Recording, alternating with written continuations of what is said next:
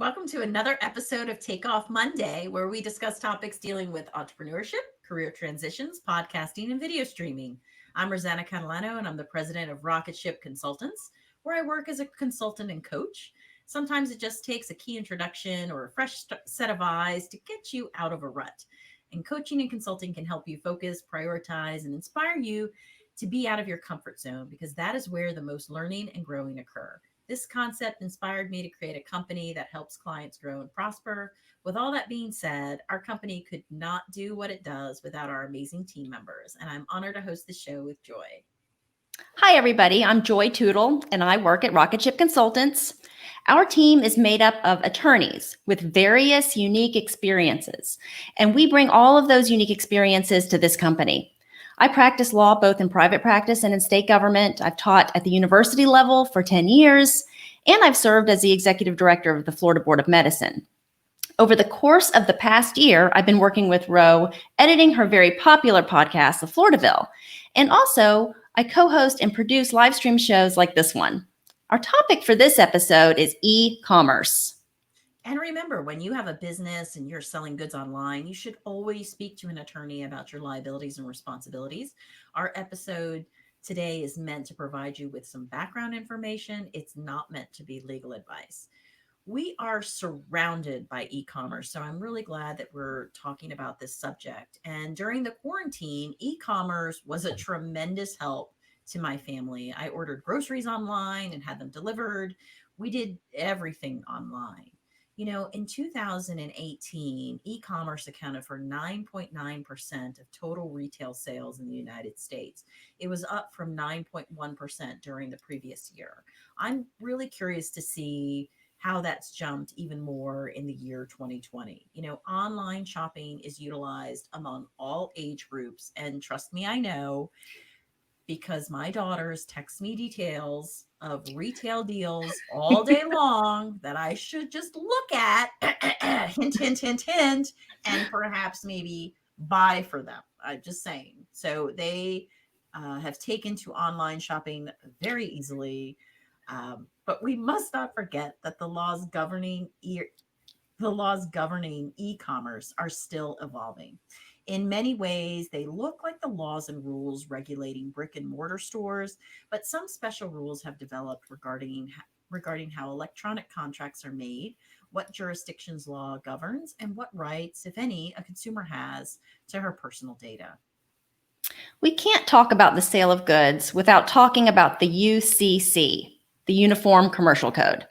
Every lawyer in the world I know is groaning right now. The UCC is something that we all learned in the first year of law school. It basically put into writing the applicable common law of contracts while freeing those engaging in commercial transactions from the heavy, onerous requirements of the common law. If you watched the last episode of Take Off Monday, we talked to attorney Michael Fleury about contracts. And so if you need a refresher, be sure to check out that episode. The UCC governs the sale of goods in every state. Section 2 of the UCC defines goods as all things, including specially manufactured goods, which are movable at the time of identification to the contract for sale, other than the money in which the price is to be paid, investment securities, Article 8, and things in action. That's very fancy. What is considered goods under the UCC now? Good question. And let's boil it down to make it simpler. The UCC clearly stipulates that it applies to contracts used for the sale of commercial goods. Furthermore, the UCC defines the sale of goods as items that are movable. So this can refer to natural resources, technological equipment, and any other tangible item, but there are exclusions. The UCC does exclude from its code the sale of real estate or land, services, and intangible items. Also, not all arrangements involving the purchase of goods are governed by the UCC, particularly when the agreement covers a combination of goods and services. Don't you just love lawyers? Yes, this is why you will want to check with your business attorney about e-commerce sales. I know the code was created in an attempt to create consistency across business practices in the United States. It also makes commercial laws more simplified, clear, and relatable sometimes to current business practices. However, that being said, the UCC can also be complex and complicated. A business lawyer can assist with researching current UCC state laws, drafting a contract, editing existing sales contracts for you. And a business attorney can also assist you in contract disputes that can lead to lawsuits. Let's take a quick commercial break and discuss what we need to know and talk to your business attorney about when selling goods online. At Rocket Ship Consultants, our mission is to launch your business, career, or podcast. Our team works with you to start and grow your business with fresh ideas and inspiration. Let us make key introductions on your behalf and leverage our network of contacts. Talk to us before you send your application in for a new position, a university admission, or a scholarship. From resumes and interview preparation to negotiating offers, our experienced career advisors can help you at all levels achieve your career goals. Let us help you take that dream you have for a podcast or video and turn it into a reality. Rocket Ship Consultants offers a variety of services, so check out our website at rocketshipconsultants.com. Take off with Rocket Ship Consultants and launch your business, career, or podcast with us.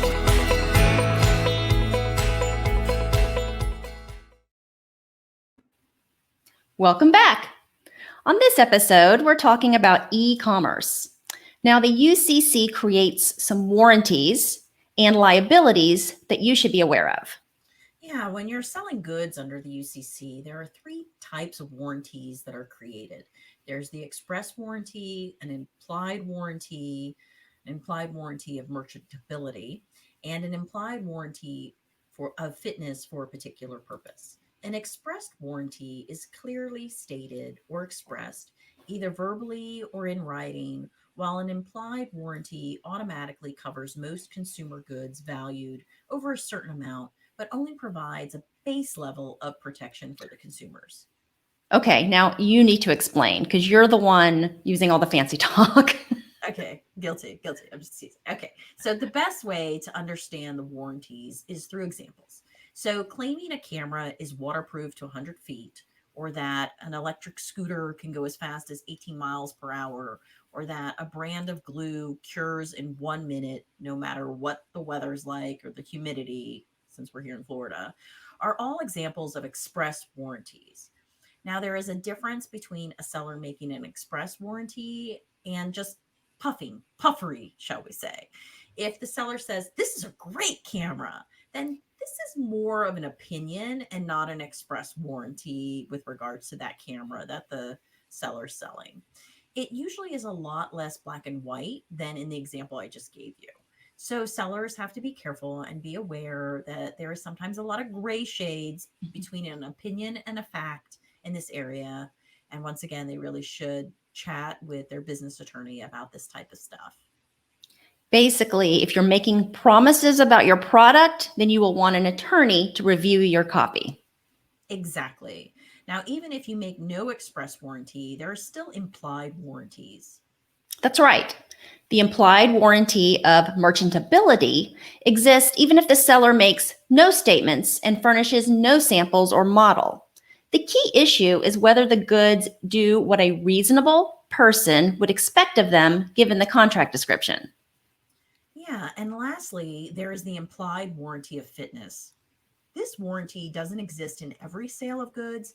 It will only exist if the buyer had a particular purpose for the goods, the seller knew or had reason to know of that purpose, the buyer relied on the seller's expertise, and the seller knew or had reason to know of the buyer's reliance. And let me give you some examples. I think it'll make it a lot clearer. This warranty is violated, for example, when a buyer asks a mechanic to provide snow tires and receives tires that are unsafe in the snow. Another example would be if a buyer goes to a paint store to purchase weatherproof stain for use on an outdoor deck, and the seller provides him with a type of stain that is not suitable for outdoor use. the implied warranty of fitness for a particular purpose has been violated. So basically, a seller that plans to use the internet to sell goods should talk to their business attorney. They'll want to ask about explicit provisions in the contracts, addressing jurisdiction, choice of forum, and applicable laws like the UCC.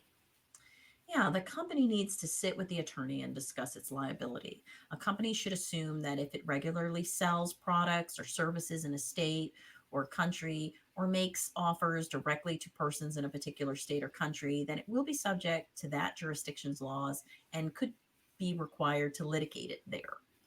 So there's a lot to discuss here, but we are running out of time. I, want to mention that we are expanding our team and strategic partnerships at Rocket Ship Consultants. We are seeking to team up with more businesses to sponsor this show. We are always talking about taking everything to the next level, and it's time to take this show in that direction. If you're interested in sponsoring our show or just an upcoming episode relevant to your industry, please contact us. We stream every Monday night at 8 o'clock p.m. to the Rocket Ship Consultants Facebook page and YouTube channel. And now we also stream live to Ro's LinkedIn page.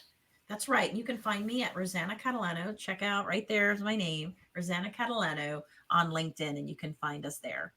I've been cultivating a lot of professional connections on LinkedIn for 2 decades, and I'm thrilled to be live streaming to that platform where I have nearly 5,000 professional connections. So please let us know if your company would like to team up with a sponsorship. Our contact information will be up at the end of the show.